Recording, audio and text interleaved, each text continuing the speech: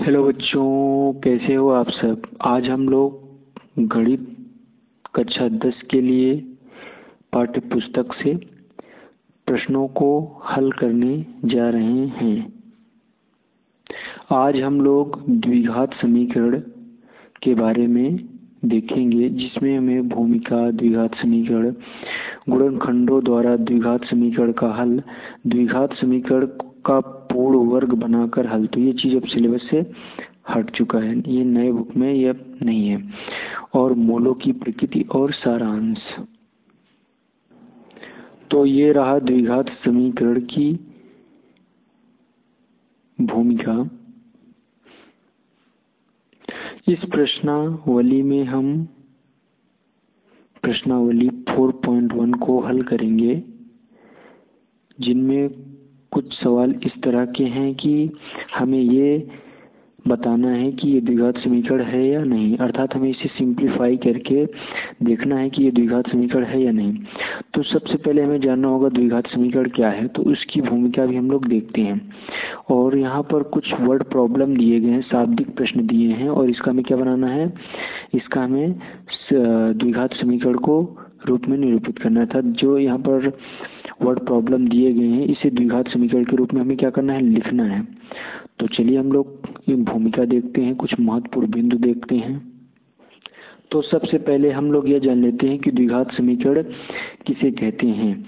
तो वह समीकरण जिसकी अधिकतम घात 2 होती है उसे द्विघात समीकरण कहते हैं। अर्थात कहने का मतलब ये है कि अगर हम कोई एक ऐसा समीकरण देखते हैं जिसकी जो मैक्सिमम पावर हो अगर 2 होती है, तो वह समीकरण क्या कहलाएगी, द्विघात समीकरण कहलाएगी। अब हम लोग देख लेते हैं इसका जो मानक रूप होता है वह क्या होता है, अर्थात सामान्य रूप क्या होता है। अगर कोई भी समीकरण ax² plus bx plus c बराबर 0 के रूप में लिखा हो, तो आप देखकर ही समझ जाओगे भैया ये कौन समीकरण है, ये द्विघात समीकरण है। अच्छा, कुछ शर्तें हैं, वो शर्तें क्या हैं, वे शर्तें यह हैं कि जहाँ a is equal to not 0, अर्थात a की जगह पे 0 नहीं होना चाहिए। अगर a की जगह पे 0 हो जाएगा तो ये इस टर्म को शून्य कर देगा। अगर इस टर्म को ये शून्य कर देगा तो इसकी अधिकतम घात 1 हो जाएगी, और अगर इसकी अधिकतम घात 1 हो गई तो यह रैखिक बहुपद हो जाएगा। तो यह बात ध्यान रखना है कि जो इसकी अधिकतम घात हो वो 2 हो, और a का मान कभी भी 0 ना हो, और a b c क्या हो, एक वास्तविक संख्या हो, एक नियतांक हो। अच्छा, a is equal to not 0 इसलिए होता है क्योंकि a बराबर 0 होने पर यह रैखिक समीकरण होगा। हर द्विघात बहुपद के सिर्फ 2 हल होते हैं। हर एक बहुपद के सिर्फ कितने हल होते हैं, सिर्फ 2 हल होते हैं। अब हम लोग देख लेते हैं समीकरण को हल करने की विधि। तो किसी भी समीकरण को हल करने की सिर्फ 3 विधि होती है, एक गुणनखंड विधि, एक द्विघाती सूत्र विधि, और एक होती है पूर्ण वर्ग विधि। तो पूर्ण वर्ग विधि को उतना हमें नहीं पढ़ना है, हमें 2 पर ज्यादा ध्यान रखना है, द्विघाती सूत्र द्वारा और गुणनखंड विधि द्वारा। तो चलिए हम लोग एक एक करके देख लेते हैं कि गुणनखंड विधि क्या है, द्विघाती सूत्र क्या है। तो ये रहा गुणनखंड विधि। गुणनखंड विधि से हम किसी भी इक्वेशन को हल करेंगे। जैसे ये समीकरण है x² माइनस 3x माइनस 10 बराबर 0। अब इसे हमें क्या करना है, हल करना है, अर्थात क्या करना है, गुणनखंड करना है। और गुणनखंड किस विधि से करेंगे, गुणनखंड विधि से। तो स्टेप नंबर फर्स्ट में आपको क्या देखना है, बाहर बाहर का गुणा करते हैं, अर्थात इधर जो बाहर संख्या लिखी है और इधर जो बाहर संख्या लिखी होगी इन दोनों का गुणा करेंगे। तो चलिए हम लोग गुणा कर लेते हैं। तो चलिए हम लोग बाहर बाहर लिखी संख्या का क्या कर लेते हैं, गुणा कर लेते हैं। तो 10 एकम 10। अब हम लोग सेकंड स्टेप में गुणनफल को हिस्सों में बांटते हैं, अर्थात ये जो संख्या आई है इसको 2 हिस्सों में बांटेंगे, और इस प्रकार से बांटेंगे, किस प्रकार से बांटेंगे कि यहाँ पर जो चिन्ह होगा, अगर यहाँ पर माइनस का चिन्ह है तो ये संख्या घटाने पर आनी चाहिए, उसके जस्ट पीछे वाली संख्या। और अगर यहाँ पर चिन्ह प्लस का है तो ये जोड़ने पर आना चाहिए। तो इसको फैक्टराइज कर लेंगे, गुणनखंड कर लेंगे। 2 पंचे 10, 5 एकम 5। अब घटाने पर आना चाहिए, तो 5 में से 2 घटाएंगे तो आपका कितना बचेगा? 3 बचेगा, और 5 और 2 का गुणा करने पर 10। तो ये आपको बन रहा है गुणनखंड। तो यही यहाँ पर लिखा हुआ है। क्या लिखा हुआ है इसमें कि अचर पद के पहले का चिन्ह देखते हैं, प्लस का चिन्ह रहे तो घटाने पर आना चाहिए, और माइनस का चिन्ह रहे तो घटाने पर आना चाहिए, और प्लस का चिन्ह रहे तो जोड़ने पर आना चाहिए। प्लस का चिन्ह रहे तो जोड़ने पर आना चाहिए, और दोनों भाग इस प्रकार होना चाहिए कि प्लस या माइनस और गुणा करने वाली संख्याएं समान हों। जैसे इस तरीके से, यानी अगर कहने का मतलब, या जो संख्याएं होनी चाहिए प्लस या माइनस करने पर, वो संख्या और गुणा करने वाली दोनों संख्याएं क्या होनी चाहिए? समान होनी चाहिए। तो चलिए अब हम लोग क्या करते हैं, इस 3 को 2 पार्ट में तोड़ देते हैं, 5 - 2 में। अब इधर से माइनस का गुणा होगा, इधर से x का गुणा होगा, तो -5x, और ये माइनस माइनस प्लस 2x, और माइनस का 10। अब क्या करेंगे, यहाँ भी x कॉमन ले लेंगे, तो यहाँ पे x बचेगा, और यहाँ बचेगा माइनस का 5, और यहाँ से 2 कॉमन ले लेंगे, तो यहाँ पर 2 पंचे 10, तो x - 5 बचेगा। अब यहाँ पर भी x - 5, यहाँ भी x - 5, तो x - 5 को कॉमन ले लेंगे, तो यहाँ बचेगा x, और यहाँ बचेगा 2, तो x + 2। अब इसके मूल निकालने के लिए एक बार इसको 0 के बराबर कर देंगे, एक बार इसको 0 के बराबर कर देंगे। यहाँ माइनस का इधर जाएगा, प्लस का हो जाएगा, इधर प्लस का उधर जाएगा, माइनस का हो जाएगा। तो ये आपका क्या हो गया? गुणनखंड विधि द्वारा प्रश्न का हल हो जाएगा। अब हम लोग देखते हैं द्विघात सूत्र या श्रीधराचार्य सूत्र से समीकरण का हल। तो आपको द्विघात समीकरण का सूत्र याद रखना होगा, द्विघात सूत्र याद रखना पड़ेगा। इसे श्रीधराचार्य सूत्र भी कहा जाता है। सूत्र क्या है? x बराबर ऋण के b + √b² - 4ac पूरे का बटा 2a। अब यहाँ पर एक समीकरण दिया है, x² - 3x - 10 = 0। अब द्विघात समीकरण के मूल रूप से आप इसकी तुलना करेंगे तो a की वैल्यू आपको कितनी मिल जाएगी? a की वैल्यू 1 मिल जाएगी, है ना? a की वैल्यू आपको कितनी मिल जाएगी?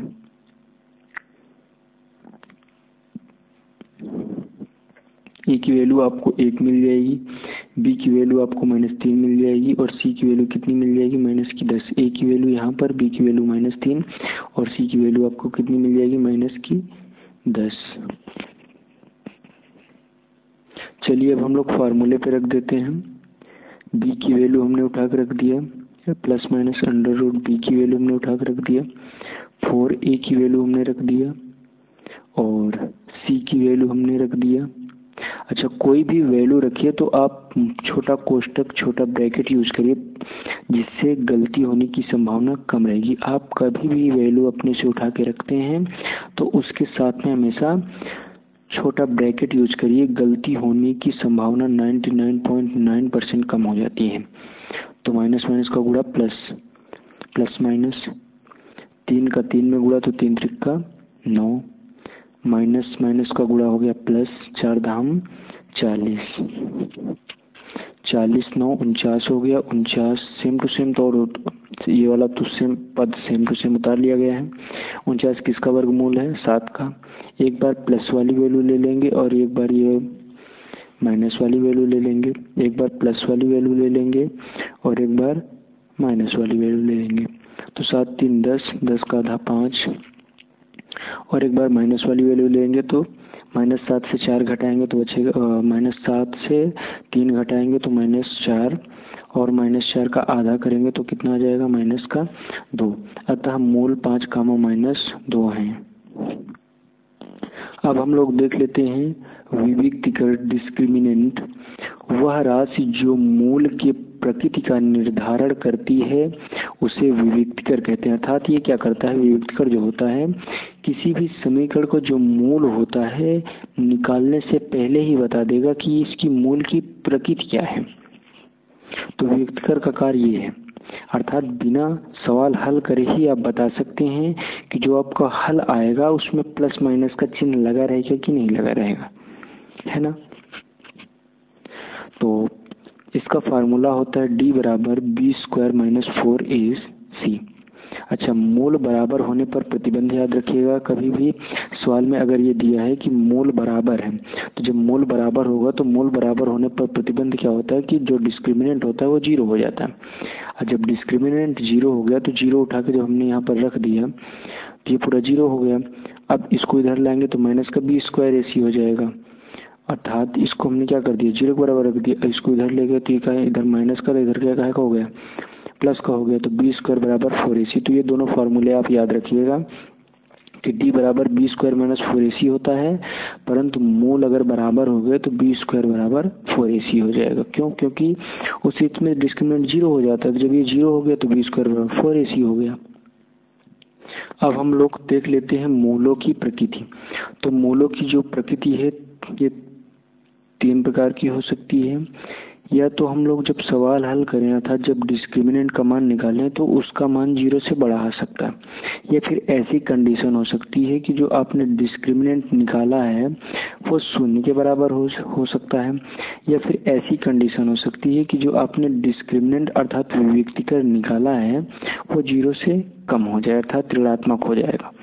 तो अगर आपका डिस्क्रिमिनेंट का मान 0 आ गया तो संख्या वास्तविक नहीं है, अर्थात तब जब वास्तविक नहीं है तो कैसी होंगी, अवास्तविक हो जाएंगी। और अवास्तविक संख्या को ही क्या बोला जाएगा, काल्पनिक संख्या बोला जाएगा। अर्थात जो मूल होंगे वो काल्पनिक होंगे, अवास्तविक होंगे, वास्तविक नहीं होंगे, अर्थात कोई वास्तविक हल नहीं होता है। तो ये फैक्ट याद रखिएगा। उसके बाद जब डिस्क्रिमिनेंट का मान 0 आ जाए तो उस स्थिति में आप कह सकते हैं कि मूल जो हैं वो वास्तविक होंगे। वास्तविक कहने का मतलब है कि उसे हम P/Q के रूप में लिख सकते हैं,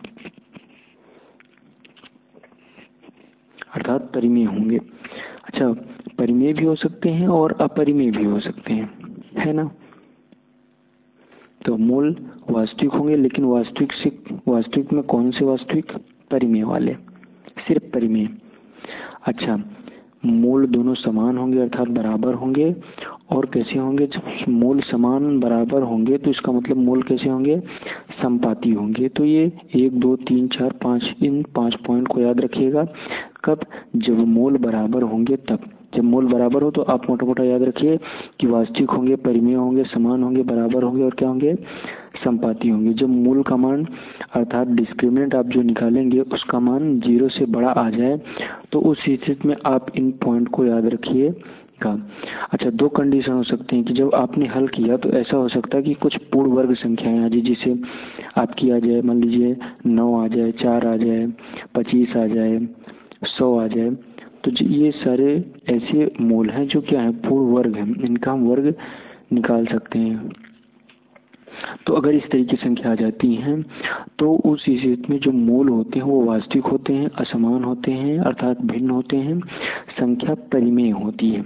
लेकिन अगर पूर्ण वर्ग नहीं है, अगर जो संख्या जो मूल आते हैं अर्थात जो डिस्क्रिमिनेंट का मान निकलता है आपका, अगर डिस्क्रिमिनेंट का मान, अगर डी का मान जो है आपका, इसे अपने डी की वैल्यू निकाला और डी की वैल्यू क्या आ गई 49, तो इसमें ये पूर्ण वर्ग है तो इसका मूल क्या होगा, परिमेय होगा, अर्थात जो मूल होगा वो परिमेय होगा। लेकिन अगर डी का मान आपने निकाल लिया 48 तो ये पूर्ण वर्ग नहीं है। पूर्ण वर्ग नहीं है तो जो इसका हल आएगा वो क्या होगा, अपरिमेय होगा। कैसा होगा, अपरिमेय होगा। और असमान तो भिन्न होगा ही, वास्तविक होगा ही। तो ये इतना एक चार्ट है, इस चार्ट को आप याद रखिएगा तो जिससे आपको एग्जाम में काफ़ी आसानी हो सकती है। अब हम लोग देख लेते हैं मूल ज्ञात हो तब हम समीकरण कैसे बनाएंगे। तो समीकरण बनाने का जो सूत्र होता है x² - अल्फा प्लस बीटा, शून्य मूलों का योगफल गुणित x प्लस मूलों का गुणनफल अल्फा इंटू बीटा बराबर 0। अच्छा, बहुपद में क्या होता है कि ये 0 नहीं लगा होता है और समीकरण में ये 0 अर्थात 0 और ये जो है आपका बराबर लगा रहेगा। अच्छा, शून्यकों का योग मैंने यहाँ पर लिखा है, बाकी यहाँ पर बहुपद के लिए नहीं, यहाँ पर आपके लिए क्या हो जाएगा, मूलों का योगफल। मूलों का गुणनफल।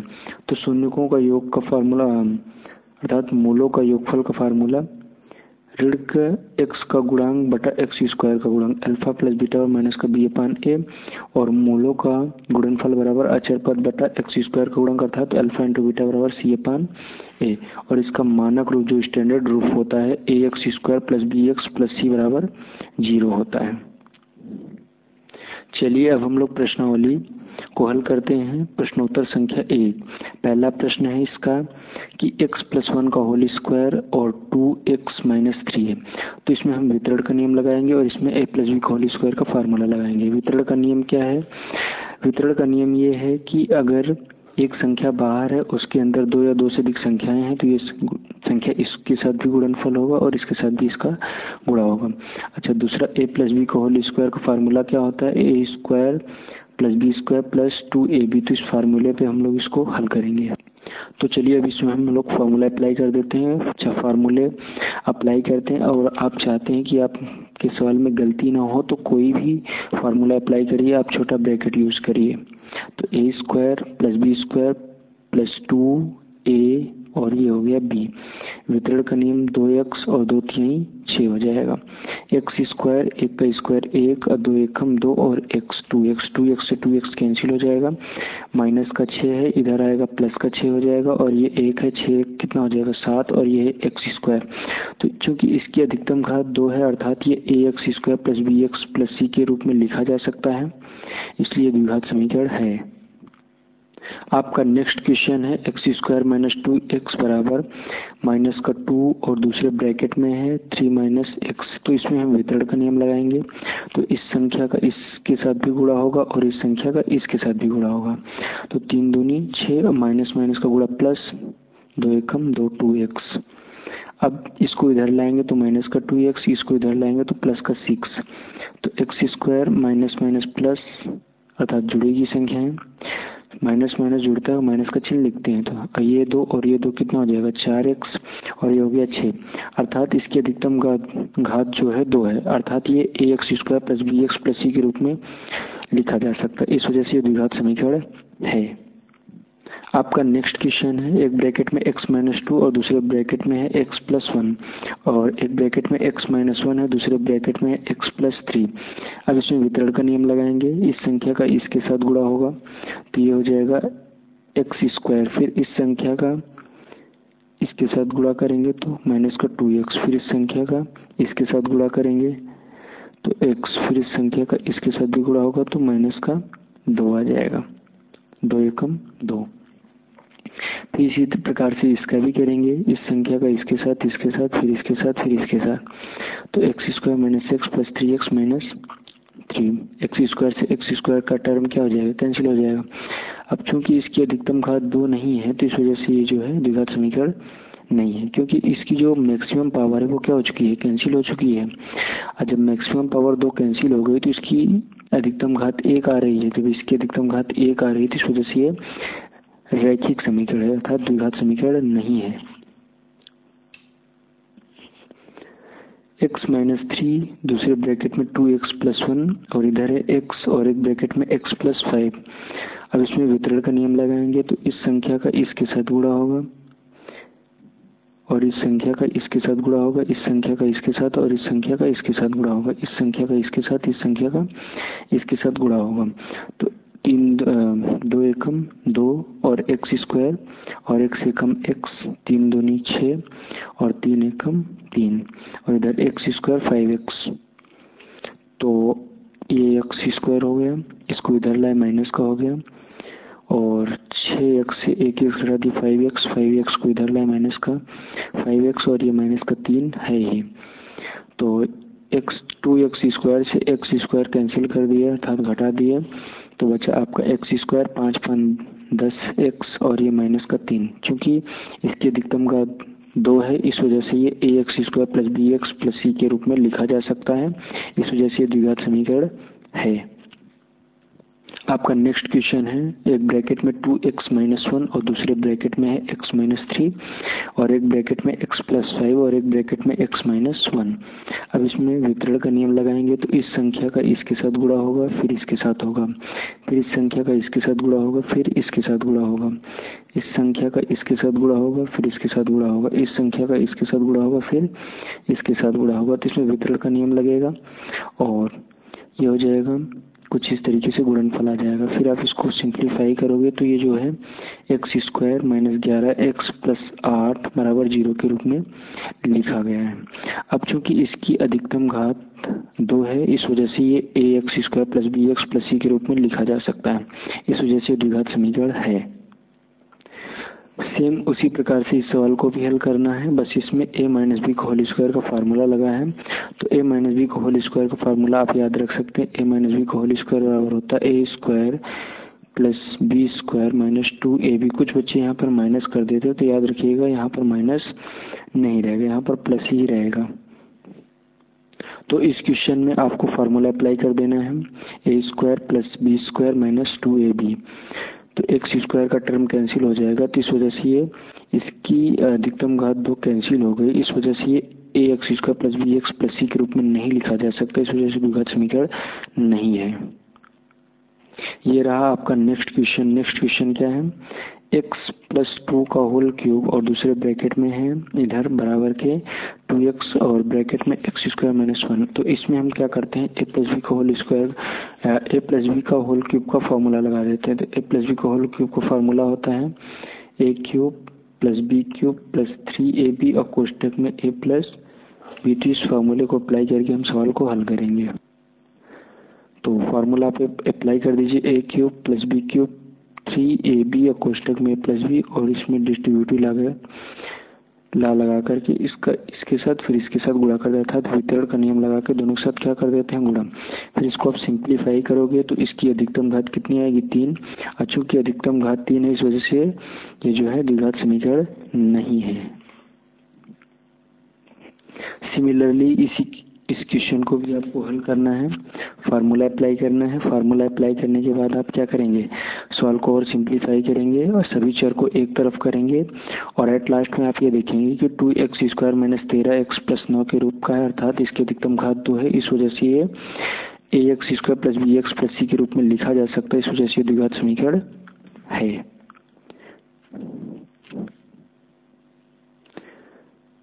देखिए इसमें क्या है कि एक आयताकार भूखंड का क्षेत्रफल 528 मीटर स्क्वायर है। क्षेत्र की लंबाई चौड़ाई के 2 गुना से 1 अधिक है। हमें भूखंड की लंबाई और चौड़ाई ज्ञात करनी है। तो इसमें क्या करना है, समीकरण ज्ञात करना है। चलिए हम लोग सवाल को हल करते हैं। तो ये एक आयताकार भाग हो गया, इसकी चौड़ाई हम लोग क्या मान लेते हैं, x मान लेते हैं। प्रश्न ये कह रहा है कि जो लंबाई है वो चौड़ाई के 2 गुना से 1 अधिक है और क्षेत्रफल 528 दिया है।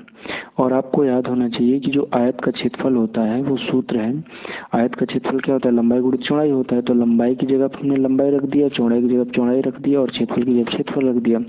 अब इसमें वितरण का नियम लगेगा, इसका इसके साथ भी गुणा होगा, इसका इसके साथ भी गुणा होगा, अर्थात इसका इसके साथ गुणा और इसके साथ गुणा हो जाएगा। तो ये हो जाएगा 2x² और ये हो जाएगा x। ट्रांसफॉर्म करेंगे इसको, इधर जाएगा माइनस का हो जाएगा, अर्थात इसकी अधिकतम घात 2 है। ये द्विघात समीकरण के रूप का आपका हो गया। तो ये आपका फाइनल आंसर होगा। तो चलिए अब हम लोग नेक्स्ट क्वेश्चन की ओर चलते हैं। नेक्स्ट क्वेश्चन क्या है, आपका नेक्स्ट क्वेश्चन है, 2 क्रमागत धनात्मक पूर्णांकों का गुणनफल 306 है। हमें पूर्णांकों को ज्ञात करना है। तो हम क्या करेंगे, माना पहला पूर्णांक x है और दूसरा पूर्णांक x + 1 है। ऐसा क्यों, क्योंकि क्रमागत पूर्णांक है। क्रमागत मतलब जैसे 2 के बाद आपका क्या आएगा, 3 आएगा। तो कैसे पता चला, एक आपने जोड़ा। तो अगर हमने x माना है तो x के बाद जस्ट क्या आएगा, x + 1 आ जाएगा। तो ये हो गया क्रमागत पूर्णांक। और इसमें ये कह रहा है कि दोनों क्रमागत पूर्णांकों का जो गुणनफल है वो कितना हो रहा है, 300 हो रहा है। तो इसमें वितरण का नियम लगाएंगे, इसका इसके साथ भी गुणा होगा, इसके साथ भी गुणा होगा। तो ये हो जाएगा x², ये हो जाएगा x और इधर प्लस का उधर जाएगा माइनस का हो जाएगा x² + x - 306। तो ये आपका समीकरण रेडी हो गया। आपका नेक्स्ट क्वेश्चन है, रोहन की माँ उससे 26 वर्ष बड़ी है, उनकी आयु का गुणनफल अब से 3 वर्ष पश्चात 360 हो जाएगी, हमें रोहन की वर्तमान आयु ज्ञात करनी है। तो हम लोग मान लेते हैं, माना रोहन की आयु x वर्ष और रोहन की माँ की आयु उससे रोहन से 26 वर्ष बड़ी है, तो x प्लस 26 वर्ष हो जाएगा। 3 वर्ष पश्चात रोहन की आयु x प्लस 3 हो जाएगी और रोहन की माँ की आयु x प्लस 26 में 3 जोड़ देंगे तो x प्लस 29 वर्ष हो जाएगी।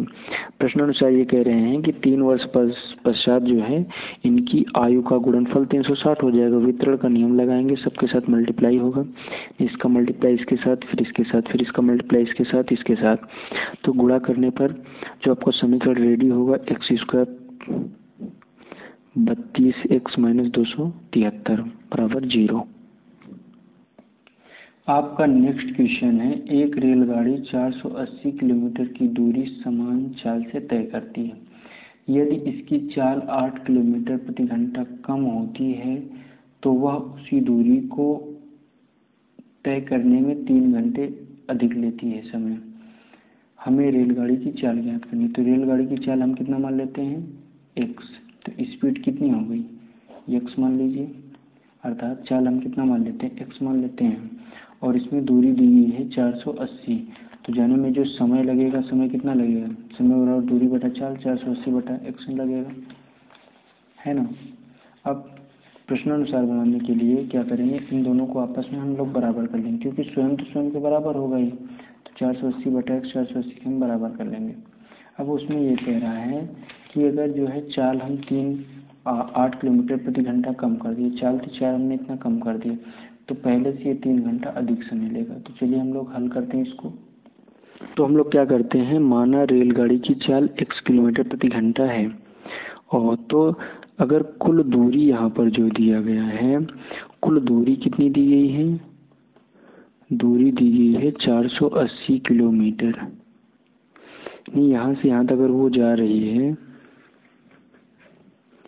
तो इसकी डिस्टेंस कितनी है, 480 किलोमीटर, ऐसे लेके बी के बीच की, और चाल हमने कितना मान लिया, x किलोमीटर प्रति घंटा, तो यहाँ से यहाँ तक उसको जाने में कितना समय लगा, तो समय बराबर दूरी बटा चाल, इतना समय लगा।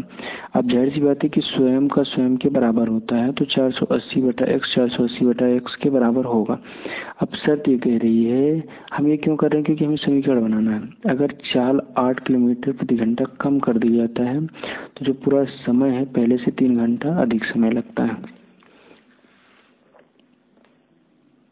अब हम लोग क्या करते हैं, लंगड़ी भिन्न इसके नीचे 1 मान लेते हैं, तो 3 हम 3x इसके साथ गुणा होगा 480, फिर इसका गुणा इसके साथ होगा, फिर इसका मल्टीप्लाई करेंगे तो 480x 3x square minus 38 40 minus 24x, 480x से 480x क्या हो जाएगा, कैंसिल हो जाएगा, 3x square minus 24x minus 3840 बचा, दोनों पक्षों में 3 से भाग लेते हैं, 3 एकम 3 3 और 24, और 3 एकम 3 3 दूनी 6 3 और 24, और ये आपका 0। तो जो फाइनल आपका आंसर आएगा x square minus 8x minus 1280 बराबर 0। तो ये रही आपकी प्रश्नावली का सॉल्यूशन। मिलते हैं नेक्स्ट वीडियो में। जय हिंद, जय भारत, धन्यवाद।